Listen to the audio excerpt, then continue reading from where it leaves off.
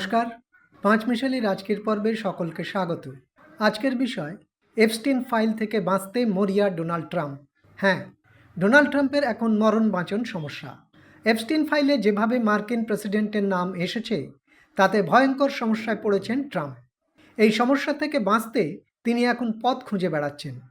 Epstein ফাইলে তার নাম আসায় তিনি যতটা চিন্তিত, ঠিক ততটাই চিন্তিত আমেরিকার মধ্যবর্তী নির্বাচন নিয়ে। নভেম্বরের ৩ তারিখ এই মধ্যবর্তী নির্বাচন হওয়ার কথা। সেই নির্বাচনের কথা মাথায় রেখে এবং এপস্টিন ফাইল থেকে সকলের নজর ঘোরাতে তিনি এখন ইরানের সঙ্গে যুদ্ধের পরিবেশ তৈরি করছেন। এখনও পর্যন্ত যুদ্ধ ঘোষণা না হলেও দুপক্ষই যুদ্ধের হুমকি দিয়ে যাচ্ছে। যুদ্ধের কথায় যাওয়ার আগে একবার এই এপস্টিন ফাইল নিয়ে কিছু কথা জানা দরকার। এই মুহূর্তে সারা বিশ্ব এই ফাইল নিয়ে তোলপাড় হচ্ছে। মার্কিন কংগ্রেসের সেনেটররা যেভাবে এফবিআই ডিরেক্টর ক্যাশ প্যাটেলকে জেরা করছেন এবং নিত্য নতুন তথ্য বেরিয়ে আসছে, তাতে হতচকিত হয়ে পড়ছে বিশ্ববাসী।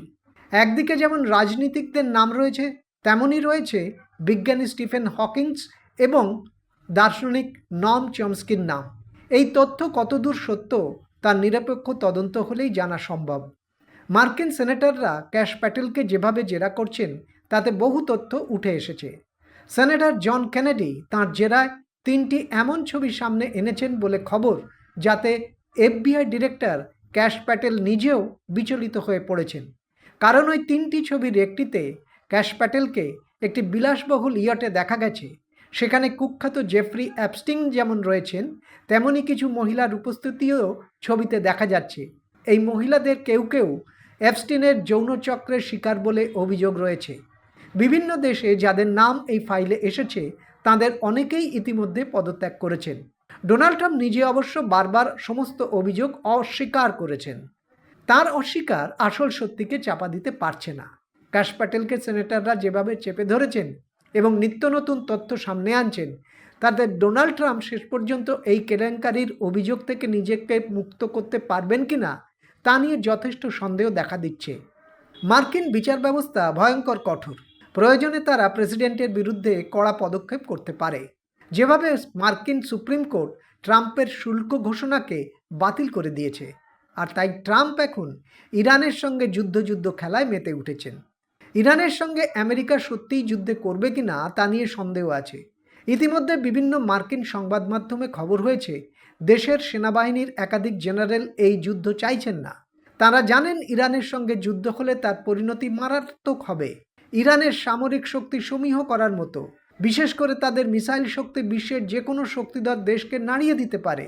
মার্কিন সেনানায়করা সে কথা বিলক্ষণ জানেন। তারা বুঝতে পারছেন যে শেষ পর্যন্ত যুদ্ধ হলে দুদেশেরই ক্ষয়ক্ষতি মারাত্মক পর্যায়ে পৌঁছবে। ইরানের সঙ্গে যুদ্ধ শুধু এই দুই দেশের সীমার মধ্যেই আবদ্ধ থাকবে না, বিশ্বের বিভিন্ন দেশ তাতে জড়িয়ে যাবে। পুরো বিষয়টা তৃতীয় বিশ্বযুদ্ধের আকারও নিতে পারে। আমেরিকা বাদে বিশ্বের দুই শক্তিধর দেশ চীন এবং রাশিয়া সরাসরি ইরানের পক্ষে দাঁড়িয়েছে। ফলে একবার যুদ্ধ শুরু হলে তাকে আর থামানো যাবে না। ইরান একাধিকবার আলাপ আলোচনা করে সমস্যা মেটাতে আগ্রহ দেখিয়েছে। একই সঙ্গে তারা একথাও জানিয়েছে, কোনো রকম পূর্ব শর্ত বা অসম্মানজনক প্রস্তাব মেনে তারা আলোচনায় বসতে রাজি নয়। ফলে পুরো বিষয়টা এখনো পর্যন্ত হুমকি এবং পাল্টা হুমকির স্তরেই রয়েছে। কাল কি হবে তা এখনই বলা সম্ভব না। তবে একথা নিশ্চিতভাবে বলা যায়, এপস্টিন ফাইল নিয়ে ডোনাল্ড ট্রাম্প যদি অভিযুক্ত হওয়ার মতো জায়গায় যান, তাহলে তিনি নিজের পদ বাঁচাতে যুদ্ধ ঘোষণা করে দিতে বিন্দুমাত্র দ্বিধা করবেন না, যার ফল ভোগ করতে হবে সারা বিশ্বকে। আজ এই পর্যন্ত। ভালো লাগলে সাবস্ক্রাইব করবেন, লাইক শেয়ার কমেন্ট করবেন, বেল আইকন অবশ্যই প্রেস করবেন। নমস্কার।